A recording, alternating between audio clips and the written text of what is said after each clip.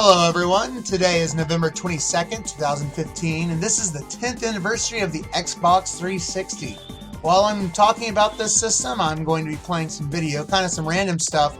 It's really weird that most of the stuff I'm playing had on my computer from the 360 happened to be Capcom games, which is really weird because I got really mad during this time period because Capcom kept releasing the same damn games over and over again, and like they do, like, oh hey, Dead Rising 1. That's cool. Dead Rising 2. Dead Rising 2 off the record. They just got really annoying. Re-releasing, hey, Resident Evil 5. Resident Evil 5 Gold. At least that was downloadable, right? Hey, Street Fighter 4. Ultra Street Fighter 4. Super Street Fighter 4 Arcade Edition, whatever. And then they fired Keiji Inafune, and... Anyways, so I'm going to be showing Capcom footage here, but know that I played a lot more games than Capcom games, please. Anyways, back to this... the Xbox 360, this system, it holds a very dear spot in my heart. It's almost like it's the Super Nintendo of my adulthood, as weird as that is to say. It's an amazing coincidence. This 10th anniversary is only one day away from the 25th anniversary of the Super Famicom. I really wasn't expecting to do this so close together. Wow. All that being said, though, I didn't own an Xbox 360 at launch. I did, however, work at GameStop during this time, and that was a lot of fun. I had some awesome coworkers / friends that owned the system at launch. My store manager, I remember, he gave up his personally reserved system to a kid. And then my assistant manager, he ended up picking up 2 ultimately, minus a couple of Red Rings of Death, but, you know, we'll get into Red Rings of Death a little bit later. I mean, I bought a Wii at launch. To me, it was my dream system, I thought. Played some games on it, but ultimately, it just wasn't what I wanted. I ended up pretty much having to buy an Xbox 360 if I wanted to keep playing games I wanted to play. Before I bought one, though, we all played Halo 2 on the weekends over at my system manager's apartment on his 360. See, the 360 and the original Xbox, it had the capability of playing together over Xbox Live as well as LAN. And, you know, that was a pretty cool feature. It got a lot of people in right out the gate because they're like, hey, Halo 3's not out yet, but hey, here's this. We played Halo 2, of course. Halo 3 came out much later. I think it was like November 27th of 2007. And yeah, but the limited backwards compatibility was pretty cool. My assistant manager, I remember, he would always get to the sniper rifle in Blood Gulch and then take the Banshee all the way up so we couldn't get at him. It was pretty lame. In fact, it might have turned me off against Halo if it wasn't for the fact that, you know, Rooster Teeth was doing the Red vs. Blue series, and that was pretty popular. Of the 18 launch titles, none of them really interested me. That might have been why I just didn't like the system at first. The launch games were Imp 3, Call of Duty 2, Condemned: The Criminal Origins, FIFA 06, Road to FIFA World Cup, Gun, which came out on the Xbox and I think PlayStation 2. Cameo, Elements of Power was the game that came out from Rare. Madden NFL 06, NBA 2K6, NBA Live 06, a lot of sports, a lot of racing. Need for Speed Most Wanted, NHL 2K6. Perfect Dark came out. Perfect Dark Zero from Rare, as well as Cameo was Rare's. That one was not what everyone wanted. Peter Jackson's King Kong, the official game of the movie. Project Gotham Racing 3, Quake 4, Ridge Racer 6, Tiger Woods PGA Tour 06, Tony Hawk's American Wasteland.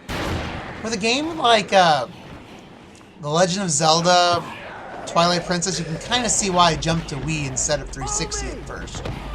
But, you know, 360 was out a little bit longer, so I eventually got some good games when I owned the Wii. The game I ended up playing the most was probably the following: Halo 3, the first Dead Rising, Resident Evil 5. I also played a lot of Xbox Live Arcade games as well as some Xbox indie games. I remember going into my mom's room every now and then and plugging in an Ethernet cord just to download demos, trials of the Xbox Live Arcade games, as well as buying games like Uno and Frogger.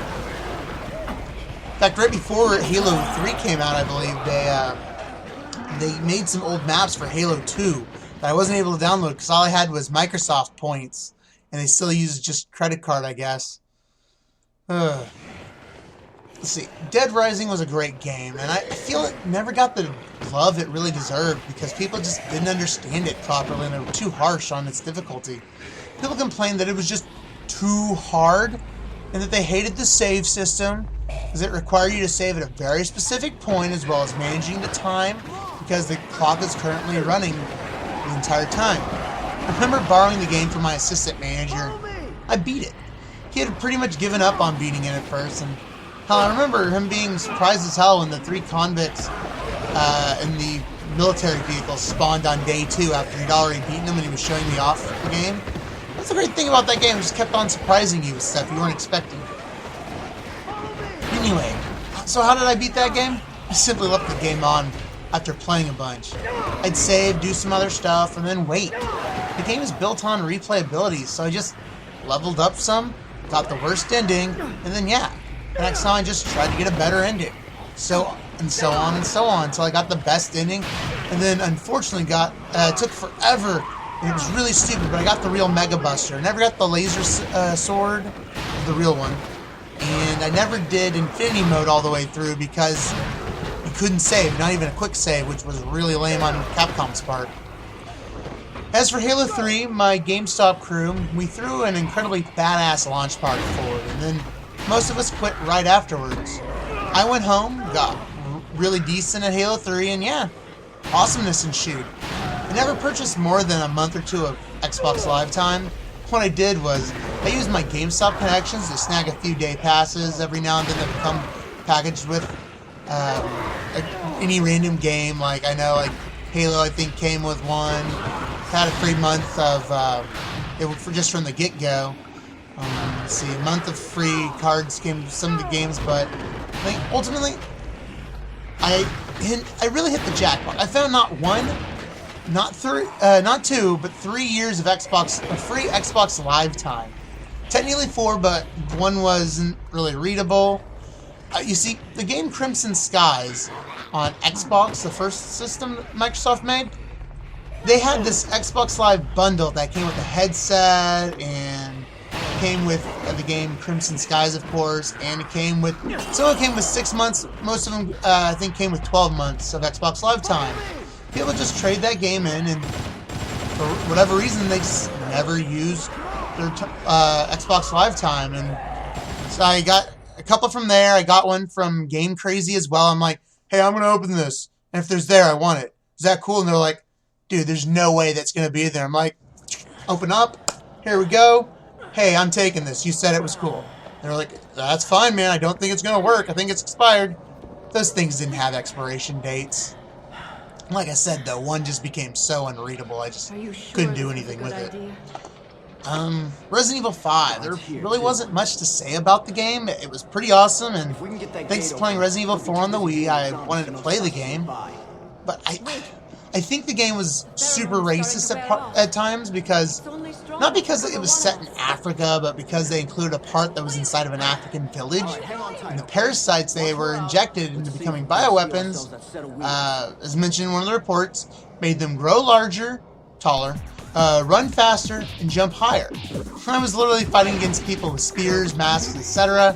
It just felt very racist. They added in earlier parts of the game some people that weren't African. Honestly, I kept calling them Puerto Ricans, which, you know, yeah, a lot of different people they added, but then they gave Sheva, a black African-American woman, that's hard to get used to saying, African, from Africa, who is your partner in the game, whose skin color they ended up lightening up a bit from the first screenshots to the finished product. They gave her a tribal bikini outfit with a bow and arrow. And they also gave her, like, a business professional outfit, but, man, they were short of a bone through the nose, or like a nose ring or something, being super duper ultra racist. The game is really fun, though, even if quite a bit uncomfortable at times. I loved mercenary mode. Oh, what's really funny is during the campaign, a friend of mine made sure to destroy all of the TVs in the game with his knife. Not for an achievement, but because, for some stupid reason, he thought that they shouldn't be allowed to have TVs, which...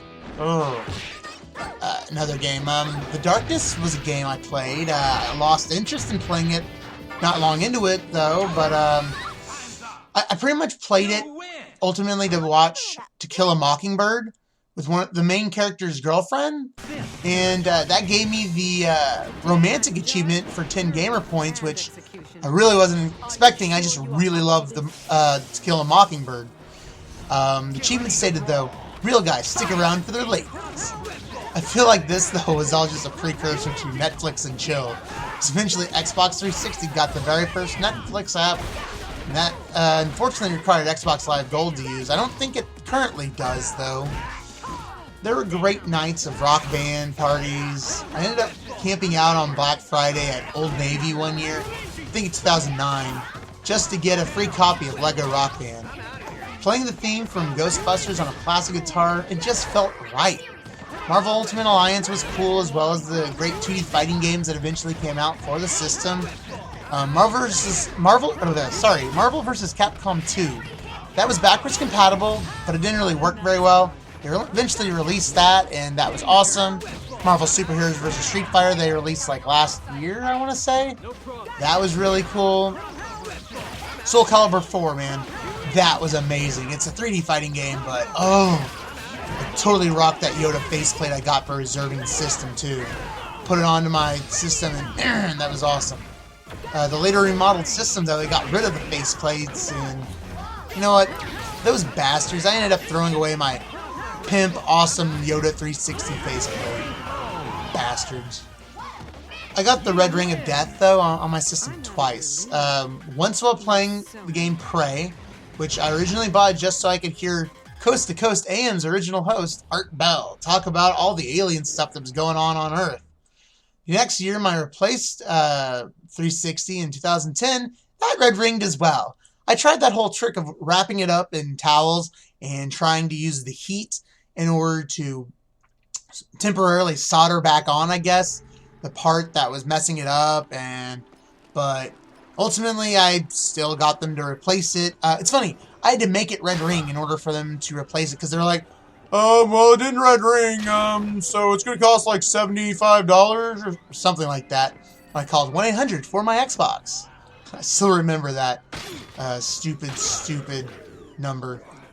After the second console broke, though, I made sure to pawn it, and then buy the remodeled version next year, in 2011. It had built-in Wi-Fi, a bigger hard drive, etc. It's the one you're going to be most familiar with nowadays, probably. I got rid of it again at some point in, I think, 2012 or 2013, but I sold that one because of financial reasons, but, you know, then I bought another one in 2014, so I still play Dead Rising on it, and I sometimes buy a cheap a 1-month subscription for like $1 if it's that cheap. You get the so-called free games with gold, like, you know, games like Defense Grid and Halo Reach will be on there, and it's pretty cool. If they ever do Halo 4, I might end up buying another month, even though I don't really like playing on Xbox Live very much. Dude, I remember buying Crackdown just to play the Halo 3 beta eventually. I remember the, what was it, Reaches beta I eventually got into and played, and that was all fun, but had to buy Crackdown just to play that demo. Huh. It's interesting, though, how much the Xbox 360, it's evolved over the last 10 years that it's been around. The dashboard menu systems constantly kept changing. They added MP3 capability once Zune came out and failed. More stuff, you know? I mean, I own videos on my account from TV shows such as Friends, Looney Tunes, Celebrity Paranormal, and I'm not 100% sure on how to even watch those anymore. It's changed that much. The sad thing is, though, in this Netflix, Hulu, Crunchyroll present, I don't even care that much that I have bought content that I can't access. They were right about Blu-ray not being the future, though, when they said that they thought that digital would be totally the way. They weren't right the way they thought it was going to be, though, originally, I think. Their marketplace was really terrible, and they have a new version. I think they were using the Zune marketplace at one time, but I don't know. They didn't have the answer, and when they added the HD DVD drive add-on to compete against the whole Blu-ray versus HD DVD war, that really was not the answer either. Now, alright, so jumping back to games, oh man, the indie marketplace. When it eventually came out and I started to notice it, that was awesome. Sort of.